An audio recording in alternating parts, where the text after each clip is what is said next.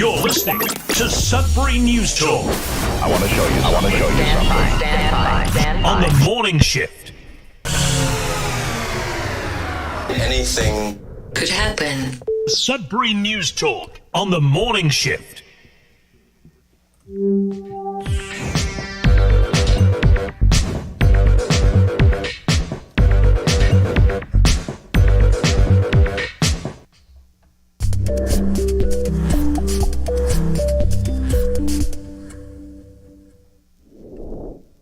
Hey, good morning, everyone. Welcome to Sudbury News Talk on the morning shift. I'm AJ Walsh.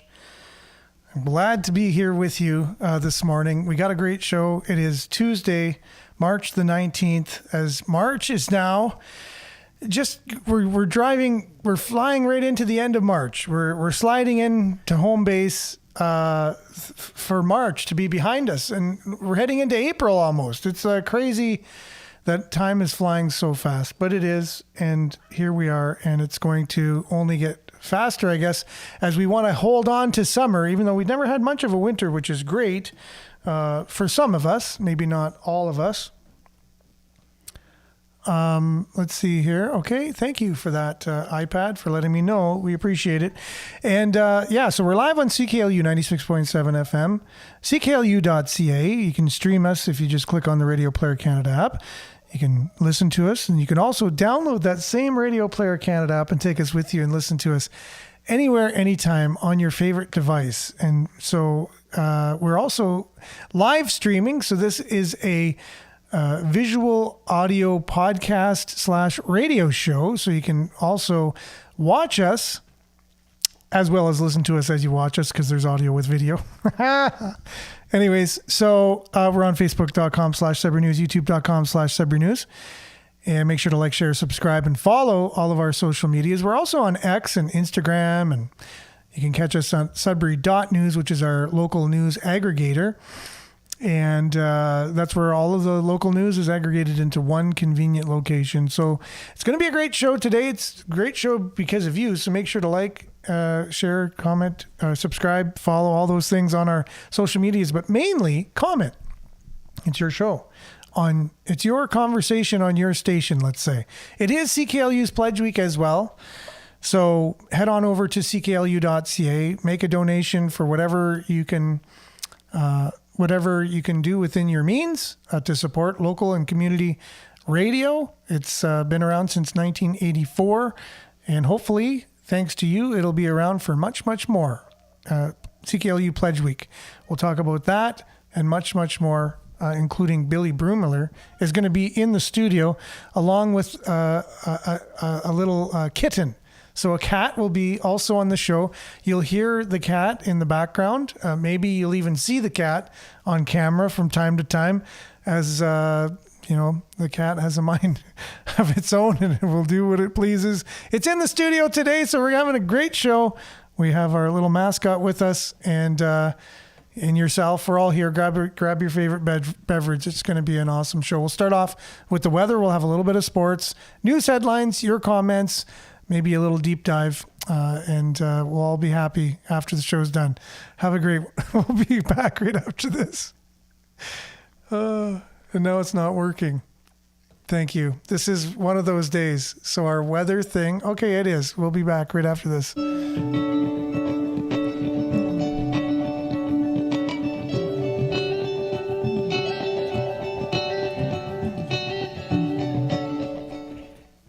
Yeah, so I'm not used to having a cat in the studio while we're doing the show. So my mind is like looking where the cat is and listening and saying, okay, is that going to be fine? And whatever, as we're doing the show. But anyways, we're going to have a good one regardless. So if you do hear a cat meowing or different sounds in the background, you'll know we have a cat in the studio. So -9 currently. It's also feeling like -16.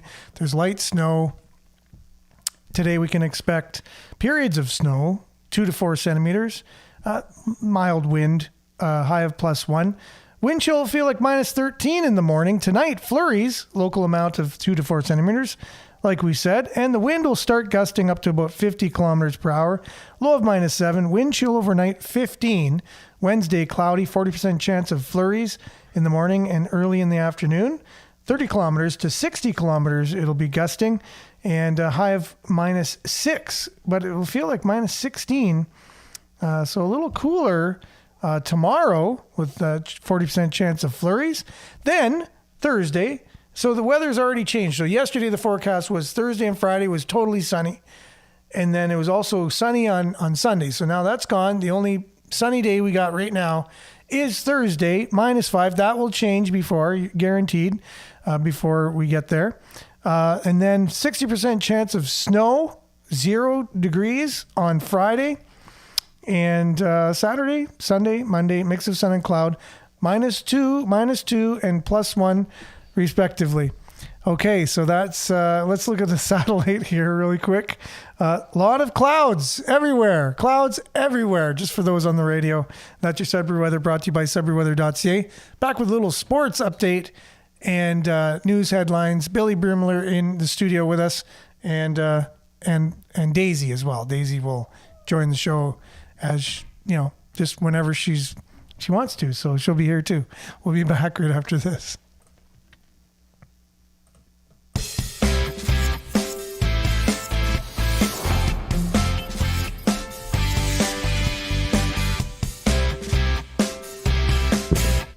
Okay, so we have our Sudbury Wolves in action on Friday, Saturday, Sunday, as far as I know, for the last 3 games of the year.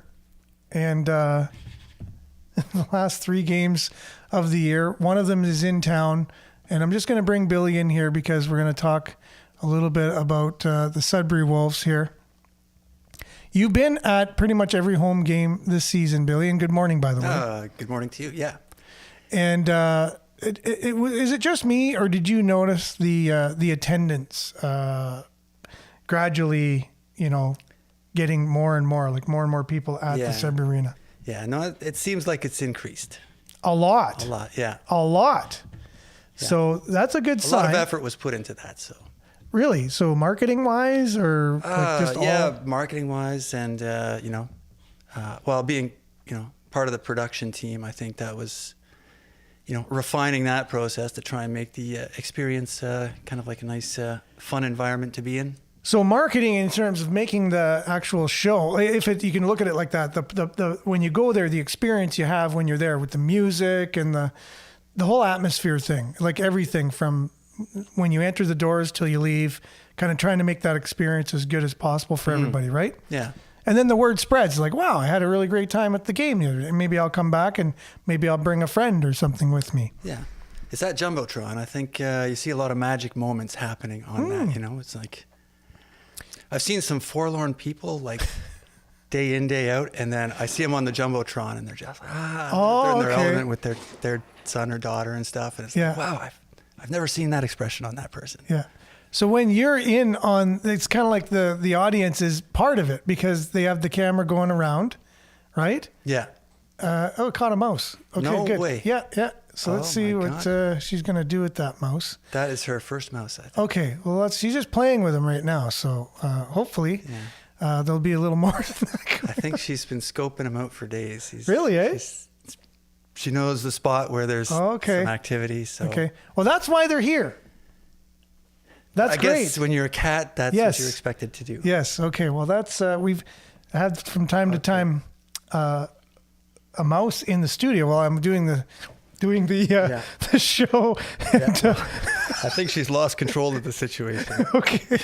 Well, the mouse still has a chance. Yeah, the mouse still has a chance if we're going to keep score. Speaking of sports, here we have our own sport going on in the studio this morning. The cat's right around our feet. So I don't know where the mouse is, but okay. Well, we're just having a good time. She always requires like 110% attention. Like she just kind of commands it. It's funny because Billy came in this morning. He said, "Now the cat might be in here this morning, right? Is that going to be a problem?" And I said, "No, let's make the cat part of the show. It should be fine." But no, it's again, it's a good exercise on how to keep everything rolling while there's outside distractions kind of thing, and also welcoming it and bringing the distraction in to the show. And hopefully it doesn't distract from our show in general. But anyways, yes. So Sudbury Wolves They're playing, is it this Friday is their last home game? Last home game this Friday. They're playing it's Barrie, I guess, at home. Is it? Sudbury Community Arena, Friday, March 22nd. Okay. Then they're on the road against Niagara and Oshawa. See, Oshawa was in town last Friday. Right. They lost that one. And we lost the game 8-5. So now we're going to go, the last game of the season is against Oshawa, and that's on Sunday. So busy weekend for the last 3 games for the Sudbury Wolves. You got Friday in town against Barrie, and then Niagara Saturday and Oshawa on Sunday. Now they lost 2 games of their last 3 in a row like that and won 1. So hopefully they can flip it and maybe win 2 out of the 3. And we're in the playoffs no matter what, so make sure to get your tickets for the playoffs. And then the Sudbury 5, the next game they have, I think, is Saturday. Is that here in town? Do you know? I think that checks out. Okay. Yeah. Against the Kansas City, against the Kitchener-Waterloo Titans, Okay. not the Kansas City Titans. And then Sunday against Windsor Express. So looks like you'll be busy this weekend. Yeah. No, they're fun games too. Yeah, Billy will definitely be busy. And speaking of the Sudbury 5, my Sudbury 5 icon is totally not even anywhere on the screen here anymore. So I'm not sure what happened to that. Some technical things are going on this morning. Some things we can't explain, but that's fine. We'll be back with more things we can explain, and that's local news, your comments, and maybe a deep dive into speed cameras in town. They're going to be starting, speaking of the Wolves playing on Friday, just in time for the speed cameras as you're on your way to the game. You'll have to know where they are so you don't speed and get a ticket. Your game will cost you a lot more in that case. So we'll be back with that and much more right after this.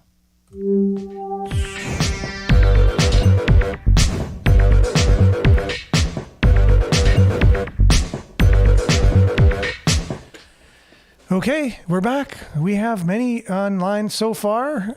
We're happy to have you. Good morning to Marianne in Barrie. Speaking of the Barrie Colts being in town on Friday.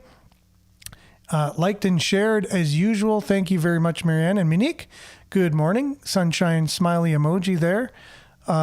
Judy, good morning. Thanks for being with us. Leond says, if Canada, good morning, by the way.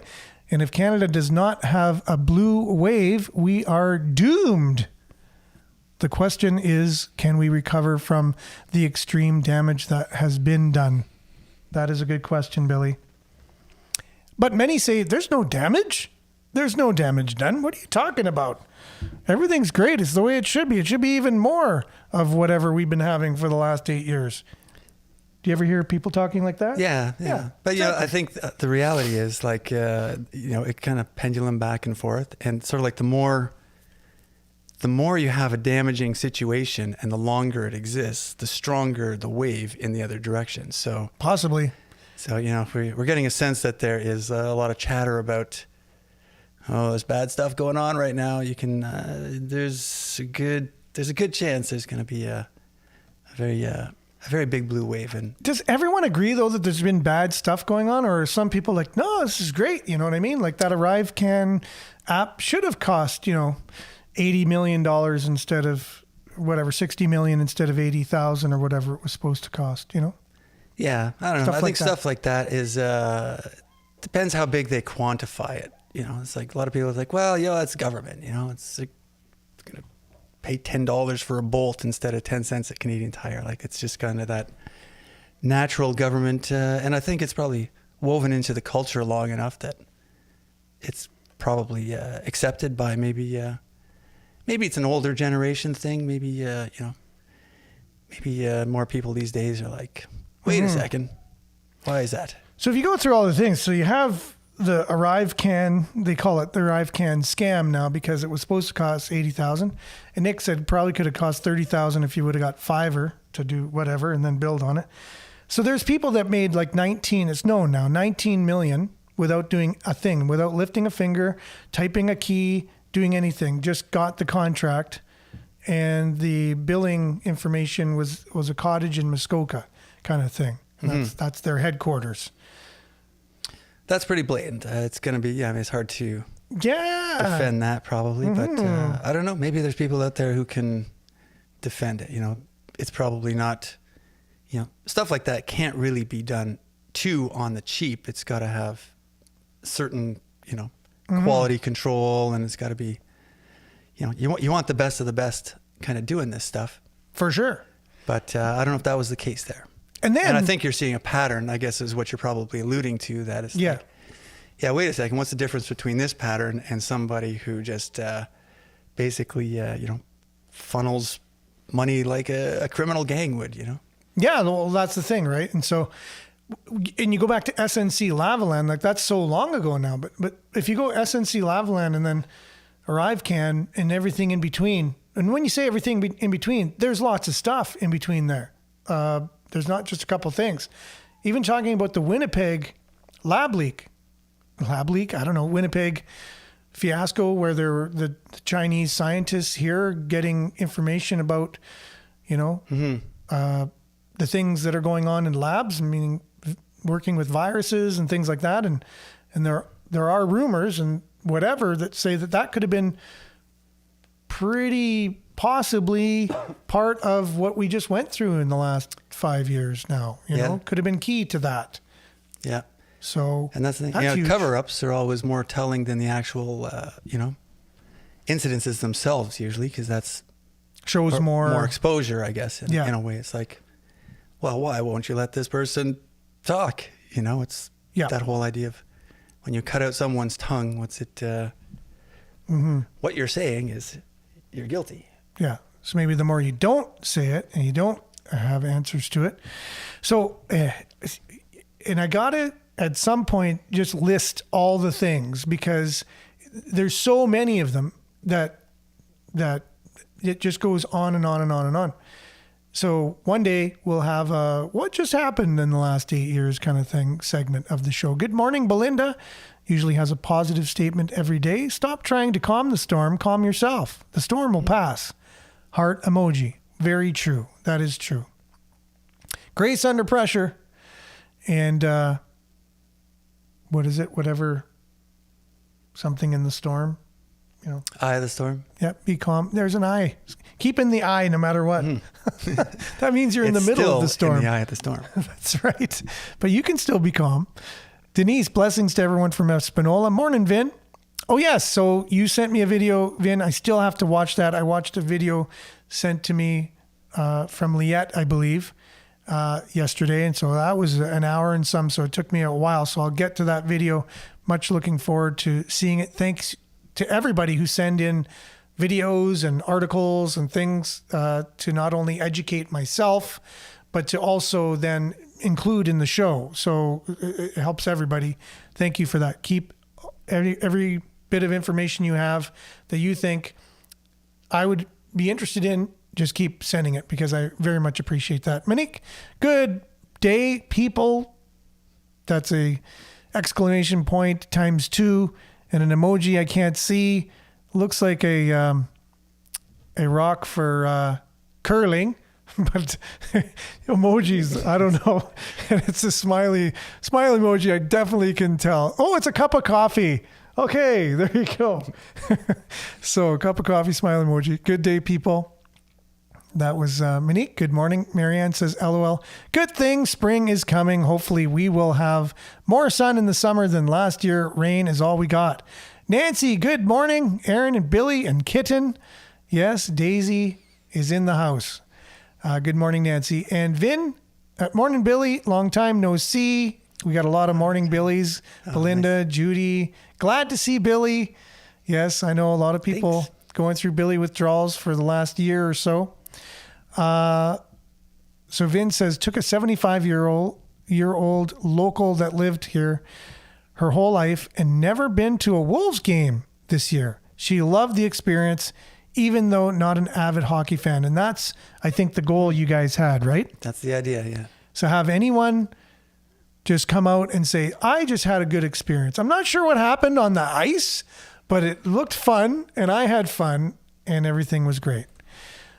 Maurice, good morning to you. Smiley emoji. Jerome, same to you. Good morning. Really, really great to see you back, Billy. Thank you. Thank you. We are the dynamic duo. I think Jerome was the one who coined that phrase back in the day.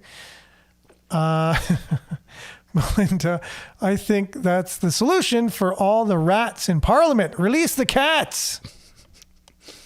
For sure. Very meta. Yeah. Yes. I believe they tell us where cameras are because this way they can't say they are tracking us. That's interesting too. Belinda says, Canada has been infiltrated and sold off piece by piece. The present people representing the government know this. They all need to come down and we'll all need to participate in the leadership that they want to see Canada have. Yes, there's some truth to that statement. Obviously, we know a lot of people say, why don't we own our resources? Like, why do all these foreign entities and whatever, why aren't we able to produce our own energy at lower cost? Because we have it all here. And I don't think that's too far off of what people think. And even in Sudbury, all the resources we have under our feet. Like, why do we have all the potholes and why do we have such problems when we have so much money under our feet? You'd think that would be a way to provide us the necessities of a community kind of thing. But no, it's not for some reason. We don't really know all the ins and outs of it, but, like, why do we even pay taxes? You would think whoever's getting whatever out of the ground under our feet would have to pay us something for that, so we would benefit from giving away whatever is in the region in which we live. But it's not how it works. Claire, good morning. Thanks for being with us. Vin, destroying the very identity Trudeau claims doesn't exist. There is that thing of wiping away our history to begin a new kind of future. That's a game plan. That's kind of like out of the playbook of a Marxist doctrine kind of thing. And that's what's at play in our world. That's the kind of governing structure that the elite have grabbed onto, including our own in Canada. So erase the past so you don't have any identity, and then you get a new identity kind of thing of whatever world they're shaping. A super progressive kind of thing world. So we'll see at the end of the day what kind of world that's going to be. Denise says, and they said something like $2,000 an hour for that ArriveCam scam thing. Well, who doesn't make $2,000 an hour these days, Nothing weird about that. Marianne, sold you means stolen from the people. The resources belong to the people, just like we pay politicians who work for us. No?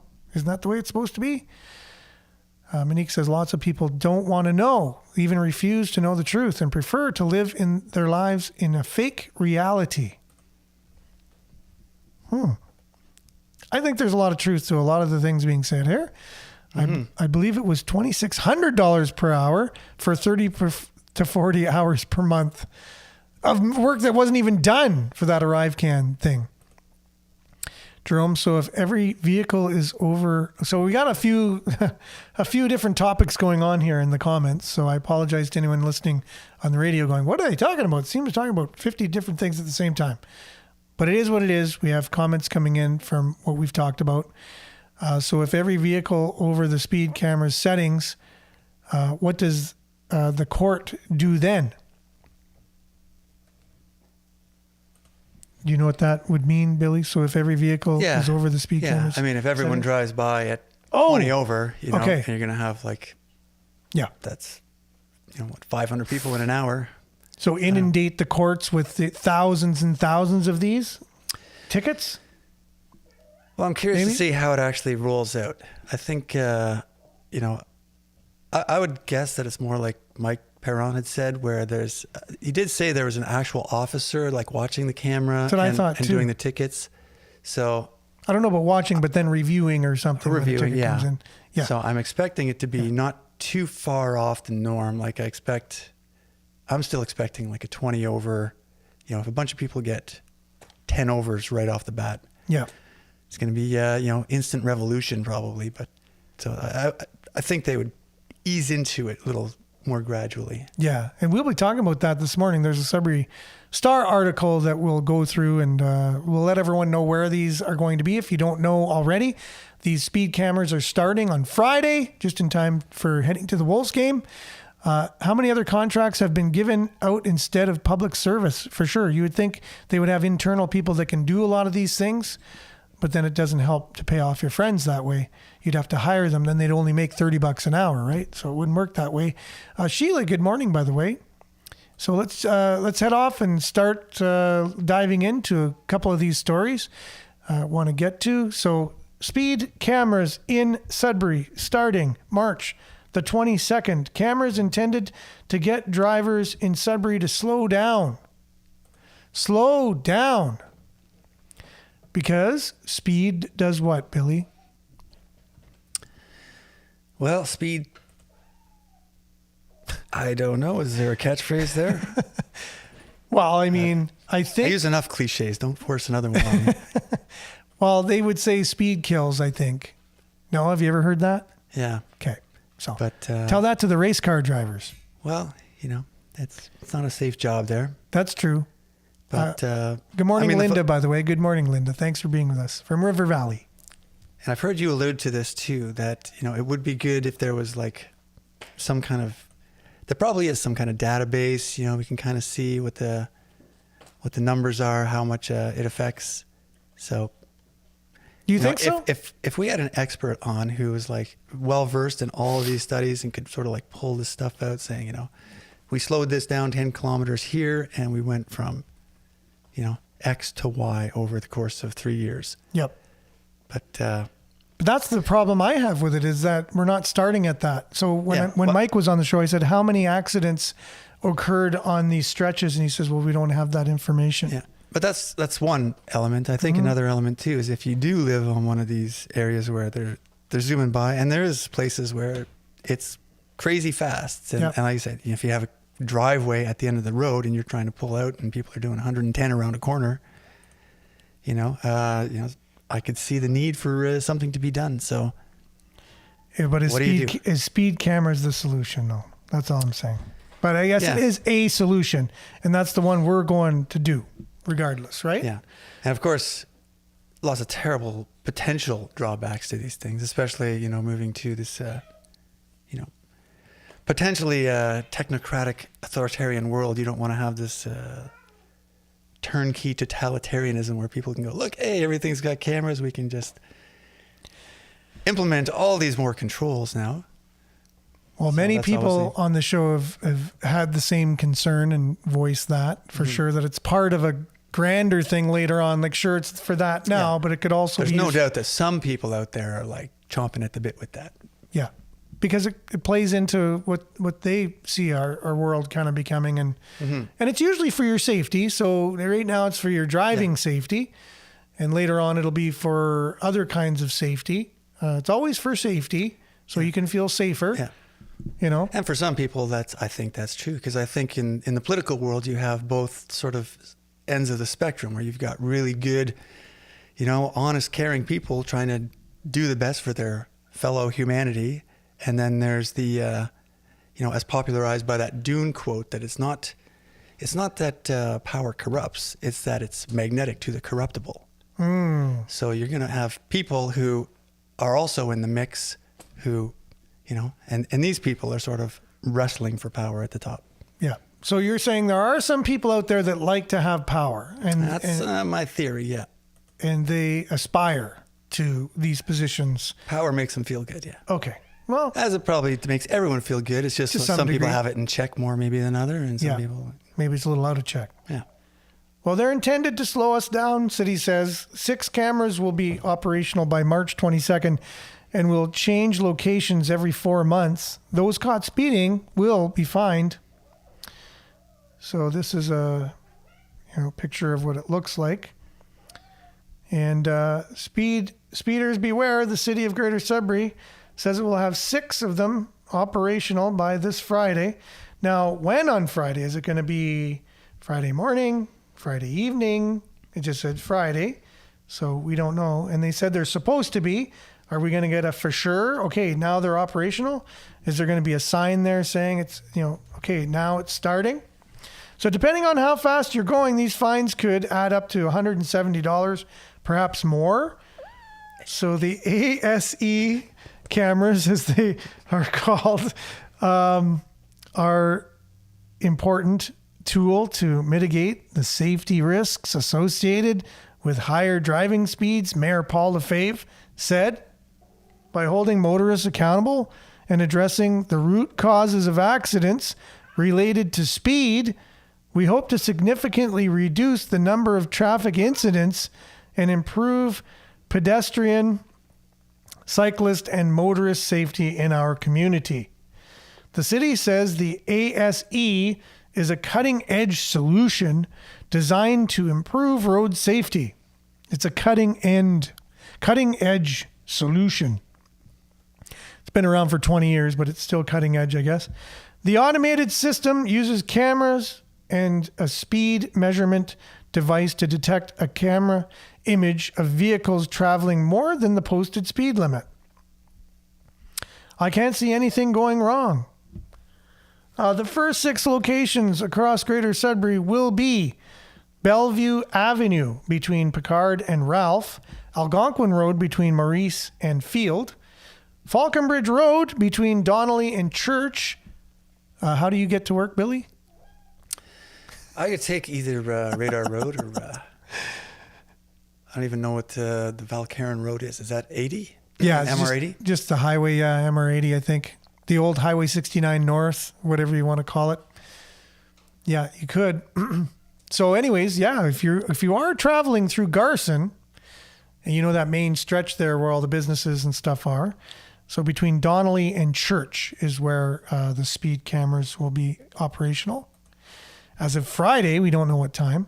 Also on Main Street in Valcarin, but it will be pretty much on where Confed is, between the lights at the highway, old Highway 69, where the Esso is and the Quickway and all that, towards Blizzard Valley. It'll be pretty much all of the 4-lane area, and before it gets to the 2-lane, and it'll be done then. So it defeats the purpose of a 4-lane altogether. So you'll have a bunch of people going 60 kilometers per hour, trying to just edge out the other guy without getting a speeding ticket to get to that 2-lane. And then when they get to the 2-lane, watch out, they'll probably go 120. That's what I'm guessing, right? What do you think, Billy? Do you think that's what's going to happen?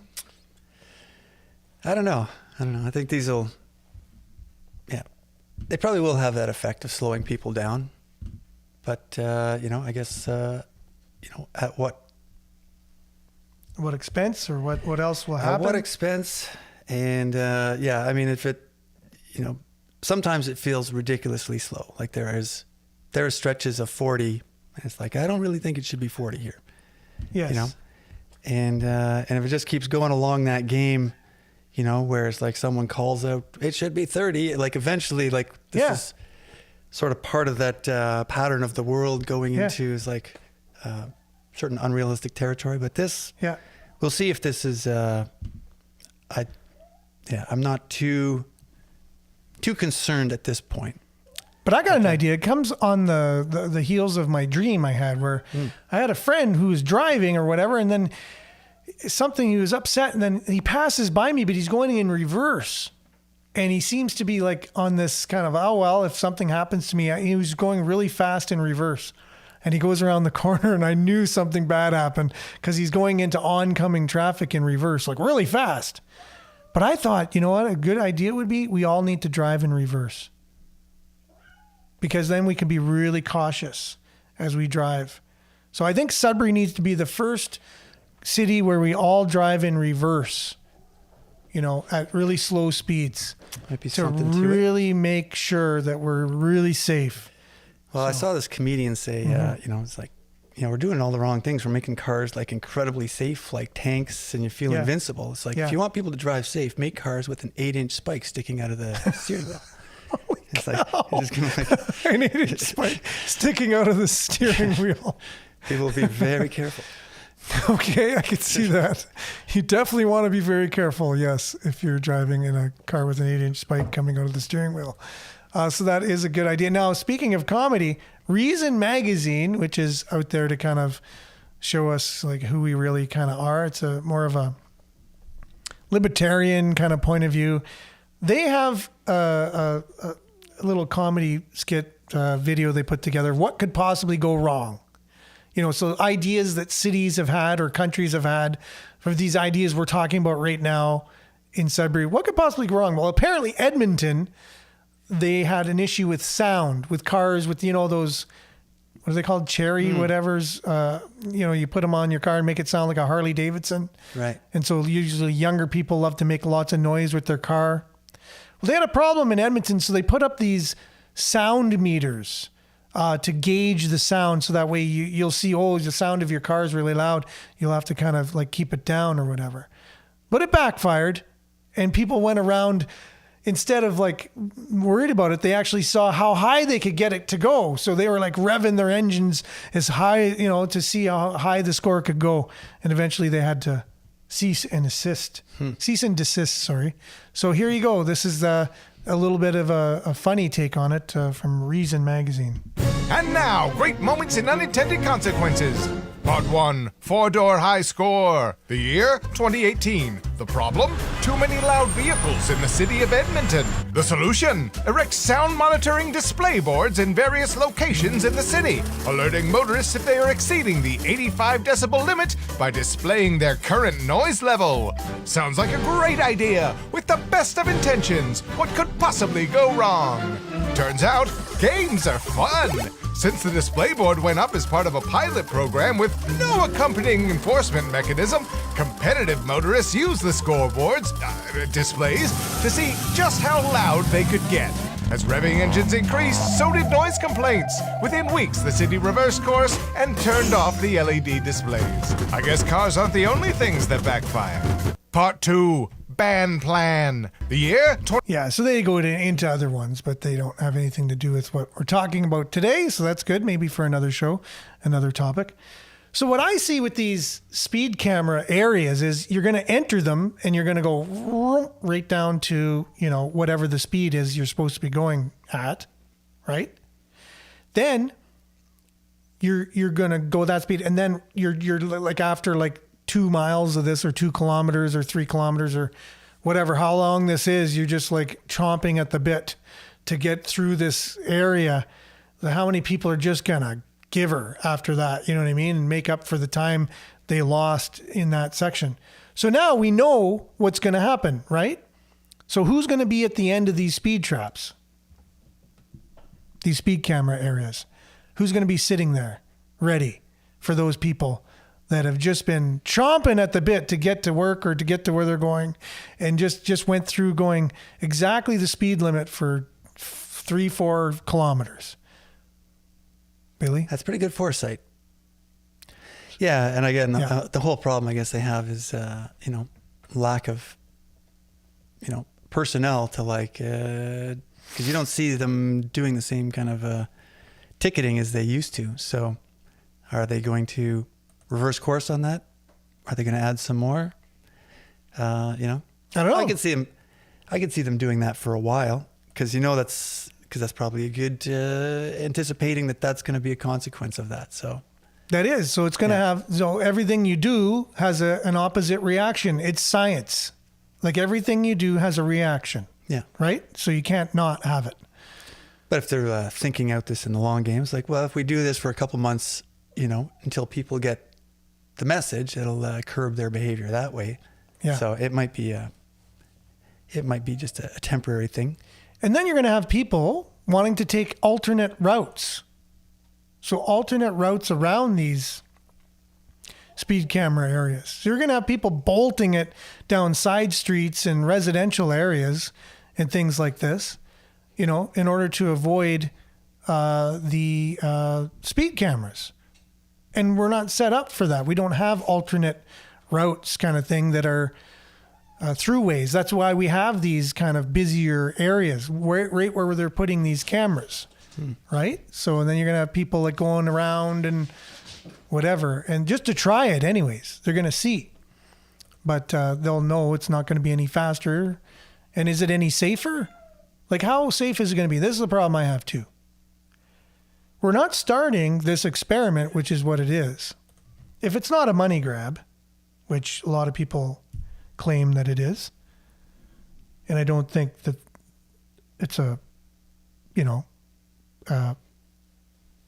far off claim to make that. I see why people can see or think why this could be a money grab by the city, because they're going to make a lot of money off of it. Sure, it costs them a lot of money, but are they doing it because they actually care about the safety of you and I? Do they really, honestly, really care about that? What do you think, Billy? I think some of them Is that do. the reason that it's being enacted? Yeah, well, I say you're going to get a mixed bag of different, what people are thinking. It's pretty hard to gauge or judge or prove or anything. Okay. But, what I expect to be kind of coming around the corner and could be, again, the consequence of, like you're saying, this leads to this leads to this. But it seems like all the technology is there. They could easily tell that I'm speeding because of my Google tracking. It's like, this is tracking me at 110 kilometers along the highway. So I wouldn't be surprised that in the future there's some kind of setup like that where it's just like they can see how fast you're going, and look, they've tried these other things, they failed, so they're resorting to this. Yeah, so they partner with Google. Google partners with all the municipalities or whatever municipalities want to partner with them. You're right. And it knows your speed no matter where you're at. And every time you go over whatever, it automatically docks you. A couple of legislative changes, and that's good to go. Yeah. And then how safe would that be? But I'm just waiting for the bubble wrap policy to come out. You know what I mean? To keep us really safe. Where they control your car. Well, that could be this. Yeah, they'll drive for you. Exactly. We do have the self-driving cars coming up in the future. All electric, all self-driving. What could possibly go wrong? Right? Nothing, according to some people. How safe will that be? Anyways, I have someone coming into town that I want to get to see. Breen LeBeuf. Does that name sound familiar to you? We'll talk more about speed cameras this week, ladies and gents, as time goes on. Try and get maybe Mike Parent to explain a little bit more for us. I never got to the original thing I wanted to say about speed cameras before we move on. We're not starting off with how many accidents occurred when on these streets. Like, we're not starting there. Like, if you want to do an experiment, like real data and really crunched numbers, we need to start with how unsafe is it right now? Because we're just told it's unsafe and it's going to be safer. But how do we prove that after this experiment is kind of done, or in a couple months from now, when the camera moves from one street to another? Can we say there were, in the same period last year, 6 accidents on this stretch, one of them fatal? Okay. And now after this 4-month stretch this year, same 4 months or whatever, how long they're going to be there were no accidents. So comparatively, this worked. Like, we don't have any measurement of success here. We're just saying we know speed is harmful. And so we're going to reduce speed and we're going to reduce harm. It's harm reduction on the road kind of thing. Agree or not? Yeah, no, I think that's a very good, and it needs to be very comprehensive. Like you say, people taking alternate routes, if all of a sudden there's a lot of more fatalities in these other areas, they could say, sure, there was less here, but in general, there was more. On the side streets. Yeah. More kids on side streets, on their tricycles and things like that, right? So, yeah, it's a pretty thing with statistics and, experiments and data in general has to be looked at in a very long, you can't take these little tidbits and run with them too fast. No. It's like was being told the other day, like, it sounds right, like, who was it with their law of gravity or whatever came out, Greek philosopher or whatever, I forget, like Plato, was it Plato? Anyways, mean Newton? Aristotle who said that something that was lighter and something that was heavier would fall at different speeds, and the lighter thing would, the heavier thing would land first, and then the lighter thing would then land afterwards. Not and in it a sounds, vacuum. What's that? Not in a vacuum. Sorry, go ahead. Okay. Okay, not in a vacuum. This sounds like the vacuum thing, but it's like, okay. It's like a brick and a feather. They're gonna kind of idea, like something that does not buoyant. It's just on the idea of weight alone. Okay. So if you took a piece of paper and a brick, they're going to land at different times because the piece of paper then is going to has different physical characteristics and it's going to float down because of the air. But if you crumple the piece of paper, it doesn't change the weight of the paper, and the brick and piece of paper will fall at exactly the same rate and end up landing on the ground at the same time. So the idea of, well, we all know lighter things will fall, slower than a heavier thing. Just saying that is not true. It's actually not true, but it sounds true when you say it, right? So this is what we're talking about. Well, it's safer if you drive slower. Okay, that's all you're going to say? And that's the answer we're getting. But no, like we said, there's other things. Like people are going to try and take alternate routes. They're going to give her after the speed camera limit is begun or ended. They're just going to, go even faster. So now you're going to go even faster. Now the chances of something happening after these zones are going to happen. Now what? Now it's total control. You got to go in a partnership with Google so they can track your car all the time to make sure you never speed ever. And now you're in a surveillance state for your safety. What could possibly go wrong? The municipal government has where you are at all times in the reasoning being they need to know you're not speeding. Well, what else could they maybe afterwards? So, where were you before you left here? Where are you going now? Or why were you there? Why were you at the conservative rally on Saturday? What were you doing there? What political party are you with? What are, you know what I mean? So it gets deeper and deeper after that. And people are aware that that's where things lead, right? So anyways, enough said on that. We'll talk more, unless you have something else you wanted to add. No, that's, okay. I like the, that's kind of what, I forget who was alluding to about, this whole sort of community-based policy making, I guess, in government, versus a top-down thing. But the one, just trying to think of the future, how it would kind of best play out is, if society did sort of take it in their own, responsibility to sort of keep it at a reasonable level, so the government wasn't forced to do these things, or they'd have to make a really fake pitch for something. People could detect that it's like, yeah, no, this is not the real reason you want this. I think that's the... Well, anyway. Economically, we're making decisions that's going to put us into a third world country very shortly. So why don't we just take a page out of their traffic laws in third world countries too? And just the bigger vehicle gets the right of way and just drive the way you want kind of thing. Why don't we just do that too? But no, we're doing these other things to keep us really safe, but yet economically we're driving ourselves into third world type, place. So right.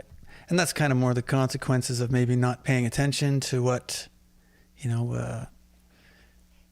leaders are doing. And again, they might be not acting on the public interest behalf. They might be more of that component that, say, is like a little more self-serving to their interests. Exactly. Well, moving on now. Now, I know you're a musician, and I am as well. You also are more on the technical end of things, along with being a musician, knowing the recording side of things, producing and things like that.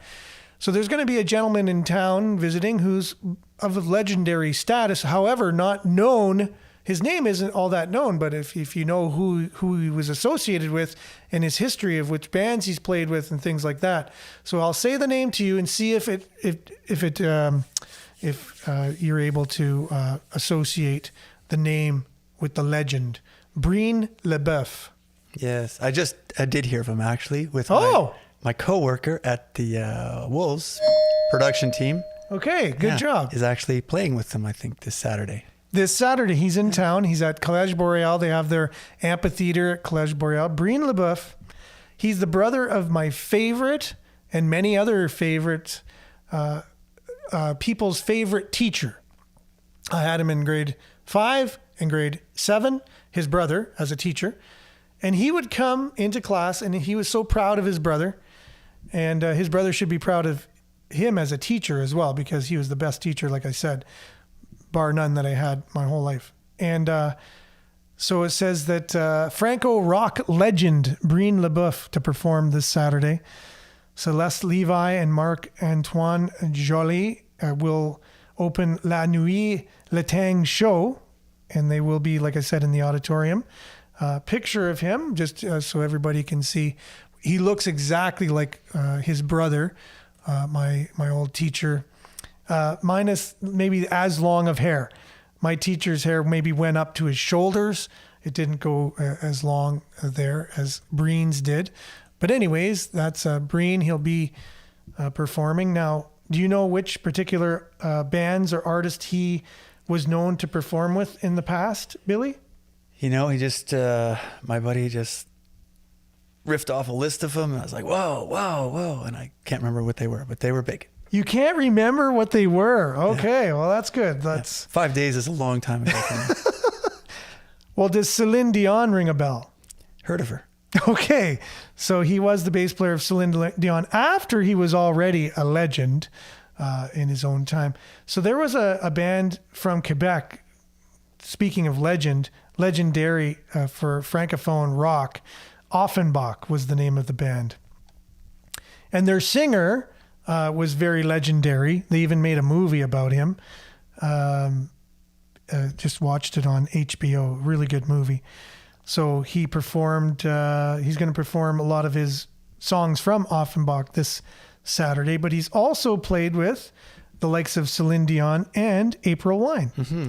So he wasn't one of the original April Wine players. He plays bass, by the way, and backing vocals.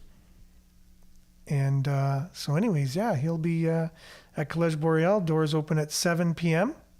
You won't be able to go there because you'll be working. Mm-hmm. But I will be able to go there because I'm not. So I hope to go there. And if anybody knows a way of making it possible for me to be introduced to him, I'd love to let him know that his brother taught me twice, and just let him know how good of a teacher his brother was and how he helped us as young students in the 5th and 7th grade to be fans of Offenbach, even though we weren't a French-speaking class at all. He really promoted them, and we got to know a lot of the songs on the album, and he played it in class. So we got to get out of work and listen to music. So that was pretty cool, which he often did. So his brother's name was Terry, and he would come to school with a Rolling Stones t-shirt. I know Billy would really appreciate that. So he'd have the Rolling Stones logo, black t-shirt, and he would have like a blazer on, like a suit coat and jeans. He'd have a lot of times different colored socks, so a yellow sock and a pink sock. And he had long hair and a beard and 3 earrings back in 1982, 83. Like that was pretty, forward thinking. But each earring represented a paper in Northern Ontario because he was very much in wanting us to learn the news and get into world events and understand these things in the 5th and 7th grade. And he would let us read the papers. He would, he had his own monetary system in class, and his name was Le Boeuf, or the beef in English translation. So he had beef bucks as a monetary system in class, and the more you did good things, he would give you beef bucks for those things, and you could buy free time in class. He was the first one in Sault Ste. Marie, is where the class was, to have. We had the first computer in a classroom in Sault Ste. Marie, and so we had time to buy with these beef bucks to play on the computer while everyone else had to work, or read the paper, read whatever paper we wanted to instead of doing work in class. The guy was phenomenal, and that's just the tip of the iceberg in terms of how he was as a teacher. Yeah, he needs a movie made about him. He definitely does. 100%, yes. I would definitely be down for that. I think the world could definitely see learn a lot about what a real teacher kind of is, teaching you real lessons. Just one example. He gave a test out one day and he marked it in reverse. So all the right answers were wrong, all the wrong answers were right. See, this gives you a little idea about who he was. And he loved to poke the bear. So all the really smart kids got 0. And I passed the test that day, just to let you know. Anyway, so, and there were kids going to the desk crying, like, why, what's going on? I got this right. He goes, no, you actually didn't. He says, no, I got it right. Look, this is the answer. I know it's the answer. No, you got it wrong. And they couldn't understand. So they went home and they told their parents and showed their parents the test. Parents, you can tell, were really upset. So we had parents at the school really upset at him. It was all chaotic and whatever until he got everybody in the room a couple days later. And he said the test, it wasn't about the answers. It wasn't about the questions. This test was about life. Okay. It was still a test and it's still going to count towards your marks, towards your grades. And you could just hear all the people sighing. What? That doesn't make any sense. And it didn't, but it did. Because he said this was a test about life. And he said, I'd rather have you go through this test in my class in a safe place before you get out into that world, the world of life. And you are the one who should have got that job. Or you are the one who should have married that person. Or you are the right person to get the part in the play or the movie. You were the right person. It was supposed to be the case, but you didn't. And you won't. And it won't happen. Where's the teacher then? Where are you going to get your gold star? Who are you going to turn to when you realize it doesn't always work out like that? A right answer doesn't always get the results all the time. So sometimes you're going to do the right things and it's not going to end up the way you thought. Just like this test. So I want you to know that and remember this test and see how it even feels. It doesn't feel good at all, but it's going to happen because life isn't perfect and it just isn't always going to work out like that. What kind of a teacher is that? That's a teacher. He taught me something that day, something that stayed with me for the rest of my life. And wow. And how many times was that the case in my life? It just seems to be the story of my life. Who's going to hire me to do journalism? To do a show, to do a podcast? Nobody. No one's going to hire me. Why would they hire me? So I just do it myself. I'm like, I'm not going to sit there and cry and whine about it. Just go out and do it. It's fine. Life isn't always fair. So, all right. Wow. That's our show for the day. And you turned out to be a fighter, just like those people went back to him and said, what the hell's this? That's right. So we're hopefully we'll be back same time, same place, on the same platforms. Remember, it's CKLU Pledge Week. Do your best if you have anything to be able to keep CKLU going, whether it's monetary or you're able to volunteer, you're able to see whatever you can do, tell your friends about it to support local and community radio right here on CKLU 96.7 FM. For all the latest on that, visit cklu.ca. We'll be back same time, same place tomorrow. Thanks, Billy, for being on today. Thank you. Great show as usual. Awesome. Looking forward to Billy is back. And a lot of people are also looking forward to have Billy being back again. So stay tuned now for Earshot Daily on CKLU. Have a great one, everyone. Ciao. Bye.